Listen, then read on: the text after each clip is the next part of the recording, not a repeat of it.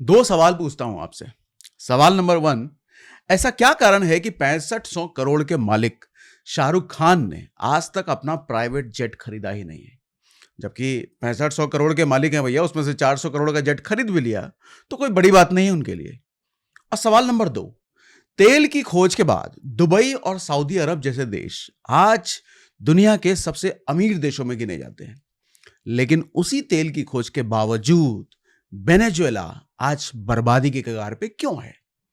इन दोनों सवालों के जवाब छिपे हैं अमीरों के उन 5 रूल्स में, जो आज मैं आपको डिटेल में समझाने वाला हूं। इन दोनों सवालों के जवाब भी आपको आगे दूंगा मैं आपको, लेकिन जिन 5 रूल्स की बात कर रहा हूं ना मैं आपको, उसके जरिए मैं आपको बताऊंगा कि दुनिया का हर रईस इन रूल्स को, इन कानून को किस कदर फॉलो करता है, जो हम मिडिल क्लास लोग नहीं करते हैं। ठीक है, तो आज हम बात करेंगे उस सच्चाई की जिसने इस दुनिया को 2 हिस्सों में बांट रखा है। एक तरफ वो लोग हैं जो हर साल अमीर से अमीर होते जा रहे हैं, दूसरी तरफ वो लोग हैं जो मेहनत करके भी जिंदगी के खर्चे ही नहीं पूरे कर पा रहे हैं। कभी सोचा है आपने, आखिर गरीब और गरीब क्यों होता जा रहा है? अमीर और अमीर क्यों बनता जा रहा है? ये खाई हर साल बढ़ती क्यों जा रही है? क्यों दुनिया का 95% पैसा सिर्फ 5% लोगों के पास है और बाकी 95% लोग उन 5% की मर्जी पर जिंदा हैं धरती पर? अब जरा ये सोचिए कि अगर किसी दिन हम Ambani, Adani, Bill Gates, Elon Musk, Warren Buffett, इन जैसे अरबपतियों से सारा पैसा हम छीन भी लें और दुनिया के हर इंसान में बराबर बराबर बांट दें, तो आपको पता है कुछ ही साल लगेंगे, ये पैसा फिर से वापस उन अरबपतियों, ये वॉरेन बफे जैसे लोगों की जेब में वापस चला जाएगा। जानते हैं क्यों? क्योंकि गरीबों के पास पैसा आता है खर्च करने का जरिया बनकर, लेकिन अमीरों के पास पैसा आता है मल्टीप्लाई होने का जरिया बनकर। यही फर्क है लाइफस्टाइल में और माइंड स्टाइल में। सबसे बड़ा कॉम्प्रोमाइज जो लोग करते हैं, आज मैं आपको बताता हूं वो 5 रूल्स जिससे लोग कॉम्प्रोमाइज करते हैं। अमीरों के 5 असली नियम क्या है भैया, जिन्हें वो पागलों की तरफ फॉलो करते हैं? ये वो रूल्स हैं जिसको फॉलो करके अमीर और अमीर बन गया, मगर गरीब इनको इग्नोर करके और गरीब बन जाते हैं। हर साल वो पीछे रह जाते हैं। और ये वो रूल्स हैं जो अंबानी से लेकर टाटा, बफेट से लेकर जुकरबर्ग, हर इंसान अपनी जिंदगी में इनको जरूर फॉलो करता है। और सेशन के आखिर में आपको बताऊंगा कि मुकेश अंबानी की बेटी की शादी से ऐसा क्या सीखा जा सकता है जो सैकड़ों हजारों किताबों भी हमको नहीं सिखा सकती। तो आखिर तक जरूर बने रहना भैया, बीच में सजेशन में दूसरा वीडियो देख के निकल ना लेना, वरना अमीरी आपके हाथ में गरीबी का कोटरा कटोरा छोड़ करके अमीरी भी निकल लेगी। तो इसलिए ये सेशन पूरा सुनना। और अच्छा, ये सेशन पूरा सुनने का एक और रीजन देता हूं आपको आज मैं सिर्फ पैसा कमाने की बात नहीं करने वाला हूं, बल्कि यह भी सिखाऊंगा कि पैसा बनाए कैसे रखते हैं, जो सबसे ज्यादा इंपॉर्टेंट होता है। अब आओ मुद्दे पर। रूल नंबर 1, 5 रूल्स की बात करी ना हमने, तो जिसमें पहला रूल है अमीर बनिए मत, अमीर रहिए भी। मतलब समझाता हूं। ज्यादातर लोग जिंदगी में एक बार तो अमीर बन जाते हैं। ऐसे कई लोग देखे होंगे आपने, केबीसी में देखा होगा या कहीं ना कहीं देखा होगा, जो एक बार तो अमीर बन जाते हैं, लेकिन फिर कुछ सालों में उन्हें जिंदगी वापस वहीं पहुंचा देती है जहां से उन्होंने शुरुआत की थी। ऐसा क्यों होता है? क्योंकि उनके पास कोई बैकअप प्लान नहीं होता है। उनके पास जो पैसा आया है उसके लिए कोई प्लानिंग नहीं होती है। देखो भैया, कार में ना 4 टायर होते हैं, फिर भी कंपनी एक एक्स्ट्रा टायर आपको देके भेजती है ना। बस इसको जिंदगी का कॉन्टेक्स्ट में समझो। जिंदगी का रास्ता देखो स्मूथ नहीं होता। अगर बीच रास्ते में कोई टायर पंचर हो जाए तो सही स्पेयर टायर आपकी लाइफ को बचा देता है। अब सोचो, टाइटैनिक जहाज को दुनिया ने कहा था ये कभी ना डूबने वाला जहाज है, कभी नहीं डूबेगा ये, लेकिन एक आइसबर्ग से टकराया और डूब गया। 1500 लोग मारे गए। और सबसे बड़ी विडंबना, टाइटैनिक में उतने लाइफ बोट्स रखे ही नहीं गए थे जितने ट्रैवलर थे। क्यों? क्योंकि जिन लोगों ने जहाज बनाया उन्हें इतना ओवर कॉन्फिडेंस था कि हमारा जहाज तो डूब ही नहीं सकता भैया, इतना सेफ सिक्योर हमने बनाया इसको। और यही ओवर कॉन्फिडेंस उनका आखिरी सफर बन गया। यही गलती लोग पैसे के मामले में करते हैं। कहते हैं हमारे साथ तो कुछ नहीं हो सकता भैया, लेकिन भाई साहब जिंदगी का कोई भरोसा है नहीं। सच बात तो ये है। 2001 में 11 सितंबर का दिन याद है? वर्ल्ड ट्रेड सेंटर, उसमें बैठे लोगों ने कभी ये सपने में भी नहीं सोचा होगा कि उस जगह पर बैठे बैठे उनका आखिरी दिन वो दिन बन जाएगा। नहीं सोचा होगा। पॉम्पेली नाम का एक शहर याद है? 24 किलोमीटर दूर ज्वालामुखी धधक रहा था। लोग बोले अरे बहुत दूर है, 24 किलोमीटर यहीं थोड़ी है, हमको थोड़ी कुछ होगा। लेकिन एक दिन पूरा शहर राख बन गया। इसीलिए मैं बार बार कहता हूं कि जिंदगी बहुत अनसर्टेन है, इसलिए एक प्लान निश्चित होना चाहिए भाई साहब। आगे की प्लानिंग, बैकअप प्लान सिर्फ जिंदगी के लिए नहीं, आपके परिवार के लिए भी होना चाहिए। क्योंकि जब जिंदगी मोड़ लेती है ना, तो सिर्फ एक चीज आपका साथ देती है, वो है इंश्योरेंस। आप कहोगे अरे फिर इंश्योरेंस की बात कर रहे हैं। अरे भैया इंश्योरेंस की बात ना करूंगा तो कितने हजारों लाखों जिंदगियां बर्बाद हो रही है due to lack of insurance. इसलिए मैं बार बार बात करता हूं। हाँ बोरिंग लगता है, पर सच यही है भाई साहब। आप नहीं रहेंगे, लेकिन आपके परिवार की जरूरतें हमेशा रहने वाली हैं। आपका बच्चा स्कूल फिर भी जाएगा, आपकी पत्नी को ईएमआई भरनी होगी, घर चलाना होगा, और ये सब आपके बिना आसान नहीं है। इसलिए एक टर्म इंश्योरेंस की बात मैं बार बार करता हूं, ये आपको जरूर लेना चाहिए। लेके रखो इसको भैया, क्योंकि कोई पैसा किसी की जान नहीं लौटा सकता, लेकिन एक प्लान आपके परिवार को जीने की हिम्मत जरूर दे सकता है। और हाँ ध्यान रखना, ऑथेंटिक कंपनी का सही प्लान लो। आज 2 करोड़ का टर्म इंश्योरेंस 600-700 रुपए महीने के प्रीमियम पे मिल जाता है। और टर्म इंश्योरेंस के साथ साथ मैं हमेशा कहता हूं हेल्थ इंश्योरेंस भी अलग से लो। अब आप कहोगे 2 इंश्योरेंस एक साथ ले। हाँ जी, 2 लेने बिल्कुल जरूरी है, क्योंकि आज सब कुछ ठीक है, पर कल को भगवान ना करे कोई एक्सीडेंट, कोई बड़ी बीमारी ऐसा हो गया तो क्या होगा? हॉस्पिटल का काउंटर सिर्फ बिल पूछता है, और उस बिल की आग में सबसे पहले जलती है आपकी सेविंग्स, एफडी, आपके एसआईपी, सारे इन्वेस्टमेंट, और कई बार घर की जमीन, घर सब दांव पे लग जाता है। इसलिए हेल्थ इंश्योरेंस सिर्फ पैसा नहीं, आपके परिवार की इज्जत भी बचाता है। हर महीने 400-500 रुपए, और जरूरत पड़े तो लाखों करोड़ों का इलाज हो जाता है भैया, कैशलेस। वो भी डेडिकेटेड आरएम मिलता है, 30 मिनट क्लेम सपोर्ट मिलता है, ईयरली चेकअप मिलता है। और अगर आप कह रहे हो कि आपके पास एक कॉर्पोरेट इंश्योरेंस पहले से आपकी कंपनी ने ले रखा है, तो ध्यान रखना भाई साहब, कंपनी बदलते ही सबसे पहले कॉर्पोरेट इंश्योरेंस खत्म हो जाता है। इसलिए पर्सनल हेल्थ इंश्योरेंस होना जरूरी है। अब सवाल यह है कि बेस्ट प्लान कहां से मिलेगा, सबसे सस्ता कहां मिलेगा? तो हमेशा की तरह इस वीडियो के डिस्क्रिप्शन में भी हमने डाल दिया है एक कस्टमाइज्ड लिंक, जहां खुद कंपेयर करो। 50 से ज्यादा कंपनी 15 से 25% तक का डिस्काउंट भी मिल जाए, वो कस्टमाइज्ड लिंक बना के हमने डाला है। उधर जाओ, खुद एक्सप्लोर करो। और एक बात ध्यान में रखिए, खुद कितना भी तूफानी कर लो, परिवार को सुरक्षित रखो। क्योंकि रिस्क लेना अच्छी बात है, पर रिस्क में जीना बेवकूफी होती है। अब रूल नंबर 2 सुनो ध्यान से। वो चीज मत खरीदो जो देखने में अच्छी लगे, वही खरीदो जिसको आप अफोर्ड कर सकते हो। अब क्या मतलब है इसका, समझाता हूं। शाहरुख खान, हाँ जी वही बादशाह, 6500 करोड़ के मालिक। हो सकता है कि जब आपसे मैं बात कर रहा हूं, जब आप वीडियो देख रहे हो, उससे ज्यादा वेल्थ बढ़ गई हो। इतनी दौलत के बाद भी आज तक उन्होंने अपना पर्सनल जेट नहीं खरीदा। अब सोचो 400 करोड़ का प्राइवेट जेट आता है तो उनके लिए कौन सी बड़ी बात है, फिर भी क्यों नहीं खरीदा? क्योंकि शाहरुख खान जानते हैं मैं उसे खरीद सकता हूं, पर अफोर्ड नहीं कर सकता। अब ये लाइन हो सकता है समझ नहीं आई होगी आपको, आपको आगे समझ में आएगी। हम लोग ना यही गलती मिडिल क्लास लोग अक्सर करते हैं। जब पहली बार उनकी 30,000 की नौकरी लगती है ना, शाहरुख खान की बात नहीं कर रहा, हम मिडिल क्लास की, तो हम लोग क्या करते हैं, 20,000 की डाउन पेमेंट करके 6,000 की ईएमआई पर आईफोन उठा लेते हैं। मतलब इनकम आई नहीं कि ईगो एक्टिवेट हो गया, दूसरों को दिखाने की चुल, भैया एकदम जल गई, जग गई, एक्टिवेटेड, हम तो दिखाना है। और यही होता है गरीबी को इनवाइट करना। आप खुद अपनी हरकतों से गरीबी को कहते हो कि आओ आओ प्रिय गरीबी, हमारे घर आओ। और गरीबी बहुत प्यार से, मोहब्बत से आपके घर में आके ठाट बाट से रहती है। और आप पूछते हो कहां से आ गई है गरीबी? आपकी हरकतों से आई है चाचा।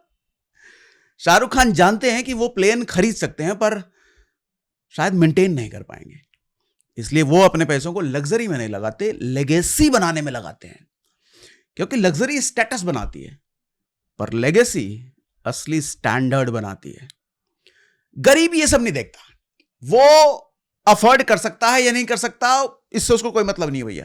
बस ये देखता है कि दूसरे लोग खरीद रहे हैं तो हमको भी लेना है। मरता है फिर, यही मारता है उसको कि दूसरे ने खरीद लिया तो हम कैसे नहीं खरीदेंगे।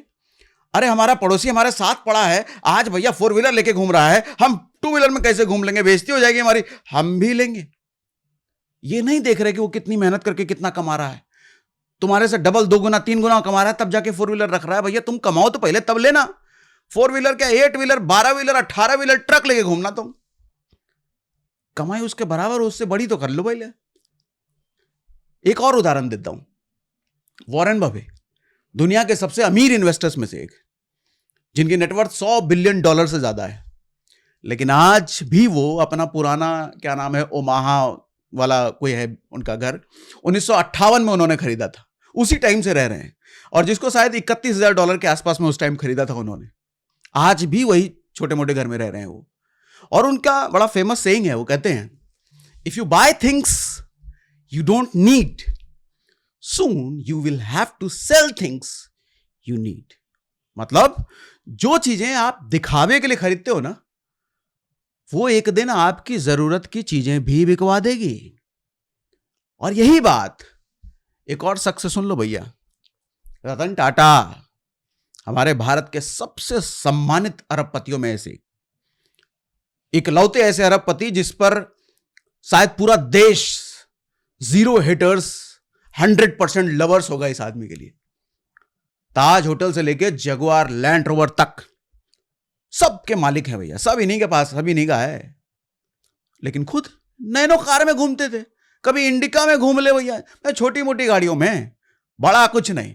और आज भी अपनी सिंप्लिसिटी के लिए जाने जाते हैं। आज वो हालांकि नहीं है धरती पर, लेकिन हम उनको जब याद कहते हैं तो यही कहते हैं कि कितने सिंपल आदमी थे। उन्होंने कभी अपने नाम पर प्राइवेट बंगलो नहीं खरीदा, रॉयल्स रॉयस नहीं खरीदा, क्योंकि उनको दिखावे से ज्यादा कंफर्ट और क्लैरिटी पसंद है लाइफ में। वो कहते थे कि लग्जरी मुझे नहीं चाहिए, मुझे पीस चाहिए, शांति चाहिए। और याद रखिए, हाथी खरीदना मामूली बात है, पर हाथी पालना बड़ी बात है। वो एक कला है, क्योंकि मेहनत हाथी खरीदने में नहीं है, मेहनत हाथी पालने में है। तो जो लग्जरी आप सिर्फ लोन से खरीद सकते हो ना, वो लायबिलिटी है भाई साहब।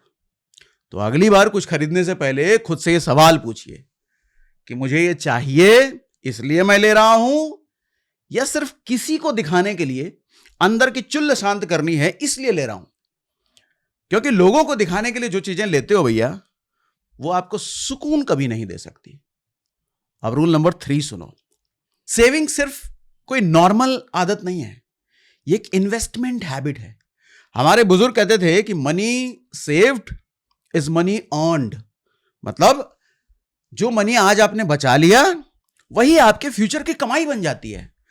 मगर आज के जमाने में लोग कमाते तो हैं, बचत कुछ नहीं है। एक कहानी सुनाता हूं आपको, सच्ची वाली। 1920 में वेनेजुएला नाम के एक देश में तेल की खोज हुई, पैसा बरसने लगा, देश राजा बन गया रातों रात। हर चीज पर सब्सिडी, हर सामान सस्ता, लोगों की लाइफ आलीशान हो गई। लेकिन 1980 के बाद तेल की कमाई घट गई, लोन लेने पड़ गए देश को, लोन की किस्त नहीं भरी तो कर्जा बढ़ गया। और आज वेनेजुएला की करेंसी इतनी गिर चुकी है कि 1 भारतीय रुपया बराबर 45 लाख वेनेजुएला बोलीवर है। अब वहीं 1969 में एक और देश में तेल निकला, नॉर्वे। पर नॉर्वे ने पैसा उड़ाने के बजाय सोच समझ के कदम लिया। उन्होंने कहा भैया तेल आज है, कल खत्म हो जाएगा, पर हमारा भविष्य तो रहेगा। तो उन्होंने बनाया नॉर्वे सॉवरेन वेल्थ फंड, जहां तेल की कमाई का बड़ा हिस्सा उन्होंने सेव किया, फिर उसे ग्लोबली इन्वेस्ट किया। और आज वही फंड दुनिया के टॉप इन्वेस्टमेंट फंड्स में से एक है। नॉर्वे दुनिया के सबसे अमीर और खुशहाल देशों में से एक गिना जाता है। तो सीखने को क्या मिला? सेविंग्स। देखो भैया, सेविंग्स सिर्फ नोट जमा करने का जरिया नहीं है, नोट को काम पे लगाने का भी जरिया है। पैसे को लॉकर में बंद करके रखोगे तो एक डरपोक नोट बन के रह जाएगा, लेकिन पैसे को अगर इन्वेस्ट करोगे तो चुंबक बन जाता है जो और पैसा खींच के लाता है। समझे भैया? अब चौथा रूल सुनो, मौका मिलते ही चौका लगाना ना छोड़ना भैया, ना भूलना। कैसे? समझाता हूं। 1963 की बात है। अमेरिकन एक्सप्रेस नाम के बैंक के साथ एक ठगी हो गई। कंपनी ने कहा हमारे पास 160 मिलियन का तेल है। बैंक वाले गए, देखा बैरल भरे हुए हैं, लोन दे दिया। बाद में पता चला बैरल में तेल नहीं, पानी था। खबर फैल गई, बैंक के शेयर आधे गिर गए। लोगों ने कहा कैसा फालतू बैंक है, इतना सा वेरीफाई करने नहीं आता इसको। लोगों ने पैसे निकालने शुरू कर दिए। पूरा मार्केट में पैनिक फैल गया। पर एक इंसान था, वॉरेन बफे। उसने रिसर्च किया, बोला घबराओ मत भैया, बिजनेस मॉडल सॉलिड है इसका। और $20 मिलियन और इन्वेस्ट कर दिए। मतलब जहां सब लोग बेच रहे थे, पैसा निकाल रहे थे, इस आदमी ने उसी समय अपना और पैसा इन्वेस्ट कर दिया। सबने कहा यह पागल है। आज वो बैंक उनके पोर्टफोलियो की सबसे बड़ी कंपनी है चाचा, जिसमें उनका स्टेक $26 बिलियन का है। सीख क्या मिली? अमीर डरता नहीं है, रिसर्च करता है। गरीब रिसर्च नहीं करता, लेकिन डर के बैठ जरूर जाता है। मौका हर किसी को मिलता है, और उसका फायदा सिर्फ वही उठाता है जो समझदारी से एक्शन लेता है। जैसे लोग अयोध्या में जमीन बनने से पहले जो लोग इन्वेस्ट कर गए, आज लैंड का रेट 10 गुना बढ़ चुका है। क्यों? क्योंकि उन्हें मोमेंट से पहले एक्शन लेना आता था, मूवमेंट करना आता था, इसलिए पैसा बना जाते हैं वो लोग। अब रूल नंबर 5 सुनो। अनंत अंबानी की शादी के किस्से बहुत सुने होंगे ना आपने इंस्टाग्राम पे। शादी इतनी ग्रैंड हुई कि पूरा दुनिया देख रहा था भैया। रेहाना आई, नाच के गई, जस्टिन बीबर नाचा, हॉलीवुड से लेके बॉलीवुड तक हर सेलिब्रिटी आकर के नाच गा धो करके सब गए। अब लोग कहते हैं भाई हमारी शादी भी इतनी ग्रैंड होनी चाहिए, ऐसी ही होनी चाहिए। अरे चचा, अंबानी ने 5,000 करोड़ खर्च किए शादी में, जो उनके नेटवर्थ का 1% भी नहीं है। और आप 10 लाख रुपए सालाना कमाते हो, उसमें 20 लाख, 25 लाख, 50 लाख की शादी करोगे, अगले 5-10 साल तक EMI भरते रहोगे। अंबानी ने 5,000 करोड़ खर्च किया क्योंकि उनके लिए ब्रांडिंग का काम कर रही थी वो शादी। उनकी मार्केटिंग पूरी दुनिया में हो रही थी, उनके लिए धंधा लाने का जरिया बन रहा था उनकी शादी।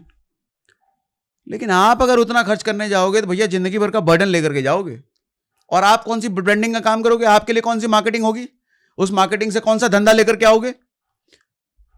इसलिए कहता हूं कंपैरिजन छोड़िए भाई साहब, क्योंकि जो लोग दूसरों की जिंदगी कॉपी करते हैं ना, वो खुद अपनी कहानी कभी नहीं बना पाते। अगर आप चाहते हो कि आपकी जिंदगी में पैसा आए और रहे भी, तो ये जो 5 रूल्स हमने बात करे ना, इनको अपनी जिंदगी का पार्ट बना लीजिए। रिपीट कर दूं? कर देता हूं। पहला मैंने बोला बैकअप प्लान बनाओ, जिसके लिए मैंने बोला इंश्योरेंस, हेल्थ इंश्योरेंस और टर्म इंश्योरेंस दोनों। ठीक है, जिसका लिंक मैं हर वीडियो के डिस्क्रिप्शन में दे के रखता हूं, कस्टमाइज वाला। सबसे पहला। दूसरा, बाय वर्सेस अफोर्ड, बताया था ना शाहरुख खान का एग्जांपल दे करके। उसके बाद हमने बात किया सेविंग वर्सेस इन्वेस्टिंग, ये दोनों की आदत बना लो। फिर हमने बात किया मौके पे एक्शन लेना सीखो। और उसके बाद हमने किया दूसरों से कंपैरिजन करना बंद कर दो, क्योंकि किस्मत देखो उनका साथ देती है जो खुद अपने लिए प्लान बनाते हैं। अमीर होना हर किसी का जन्मसिद्ध अधिकार नहीं है, पर अमीर रहना एक आदत है जो सीखी जा सकती है और अपनाई जा सकती है। बात समझ में आई तो कमेंट बॉक्स में लिख के बताइए। आज बड़ी मजेदार चीज बताई सर आपने, बताइएगा कमेंट बॉक्स में। रिप्लाई हो सकता है ना कर पाऊं, लेकिन पढ़ता मैं सारे कमेंट हूं। और मेरा पर्पस है भैया, देश की सिर्फ GDP नहीं बढ़नी चाहिए, हर इंडिविजुअल की सेविंग्स इन्वेस्टमेंट बढ़नी चाहिए, फाइनेंशियल कंडीशन सुधरनी चाहिए। इसलिए बार बार ऐसे टॉपिक्स को लेकर के आता हूं मैं, बार बार। तो शेयर कीजिए उन लोगों को भी जिनको आपको लगता है इसकी बहुत जरूरत है, इसे ज्ञान की। ठीक है भैया, ताकि अवेयरनेस बढ़े। चलो आज के लिए इतना ही।